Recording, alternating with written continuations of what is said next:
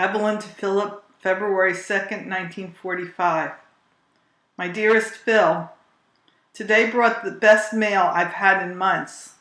Your V-mail of the 26th January came through, only 6 days old, and that is something considering that all my mail for the past few months has been at least 10 days old. Come to think of it, the V-mail is 7 days old. Still made good time. I'm enclosing the picture and notice of Morris's demise as it was in the paper yesterday, and I just thought perhaps you would want to see it.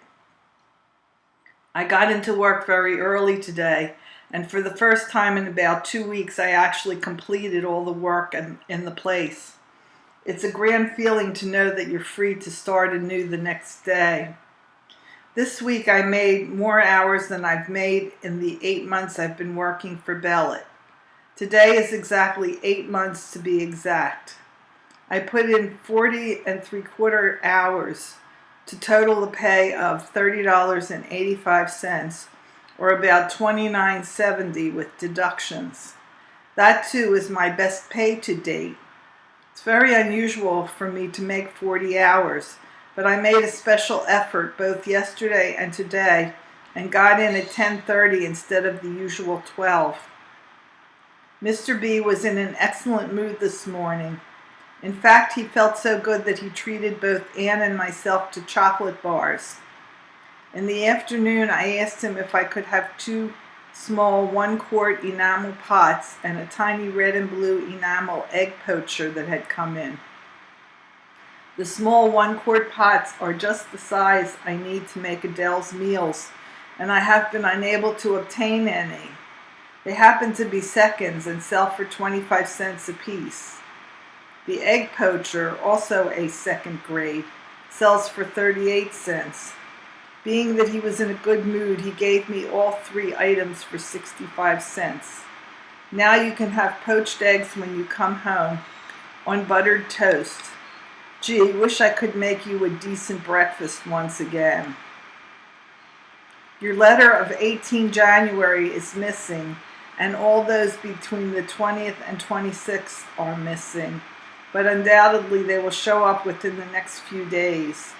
Your V-mail of the 26th had very little in it for me to comment upon, but the part about your sending Adele and I something from the PX surprised me.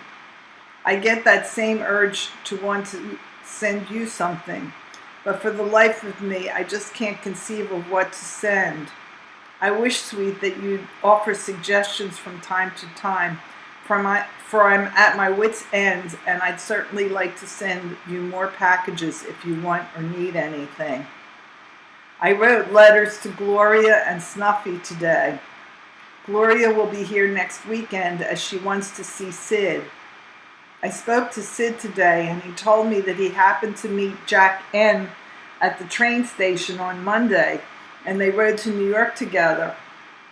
Sid went into New York for 2 days for a good time with Sylvia's brother.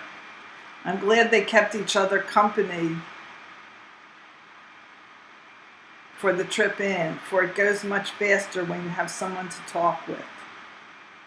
Ed mailed off a package containing your civilian shoes today, and I'm making all efforts to get off another package.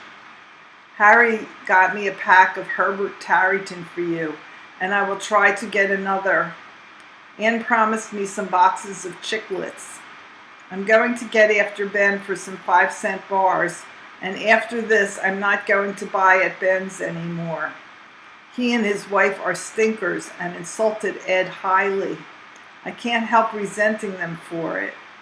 Of course, we must chalk it up to ignorance, but I'd rather not have any dealings with such ignorant people.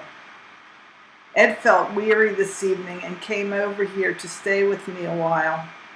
He relaxed on the bed while I bathed Adele, and then we chatted about various subjects. He was so tired that I made him go home and told him to get to bed straight away. I sure do wish you could see the way Adele kisses him smack on the lips. Boy, does she have a technique all her own. You'll just love that, honey. She loves to love and be loved. Me too. Can I hear you saying me too? Yep, I can. I'm at my wit's end as to what I should send as a birthday gift for you. I wouldn't mind creeping into the package and coming along if only it were possible. Honestly, baby, I don't know what to buy for you. Help me out, will you? It becomes increasingly difficult to get some of the articles you asked for, so I hope you'll understand if I can't send them along. I know you've always wanted a camera, and I'd like nothing better than to send one along.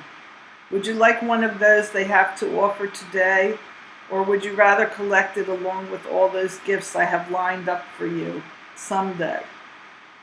It's very late now, darling, and since I must get up early tomorrow morning, I'll sign off now, baby, with my usual I adore you, Phil, and a big hug and a long, long kiss, if you please.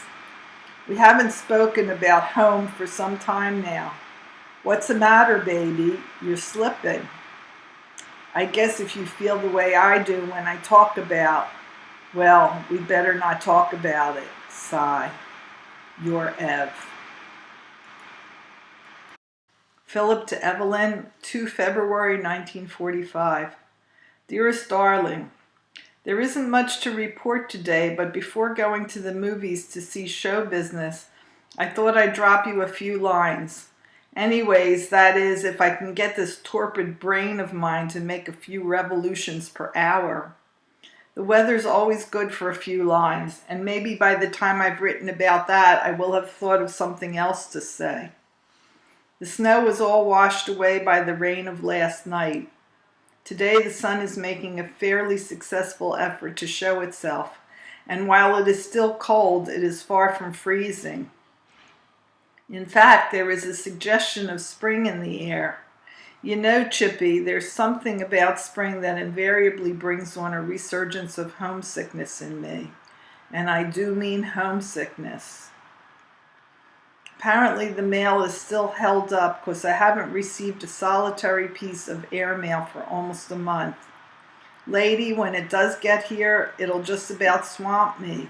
But what a lovely way to be swamped. As you may have noted in the past, the first few days of the month are always very busy ones for me. Today, for instance, I was kept occupied with mailing out the forms for soldiers' deposits and cabling money from home, and a few other things. I only just now finished up. Tomorrow, I'll be compiling the company history for January, and it'll probably be the 5th of February by the time it's typed and submitted. Then it's time to make out the payroll, and so it goes.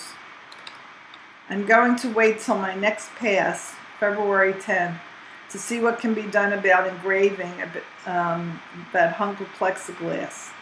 If I can't get it done in town, I'll send it along as is, and perhaps you can get it done in Philly. If not, it doesn't look too bad in its present state, and you can wear it that way. I'm in the clear again financially, but I don't have nearly enough to take a furlough, for which I am eligible about 14 February. So I've decided to send a few presents home through the PX. There's a nice selection to choose from, and I've been itching to send some things home for the longest while, but was broke all the time. But better late than never, I always say, which suggests something else I always say. I love you, Ev. That was too abrupt to be good, but you got to admit that it was too good an opportunity to pass up entirely. And if it strikes you as being a bit corny, just remember that I mean it just as earnestly as I ever did. I do love you, Chippy. I'm kind of partial to my little Chippy, too. Give her my love, will you? My love to all. Ever your Phil.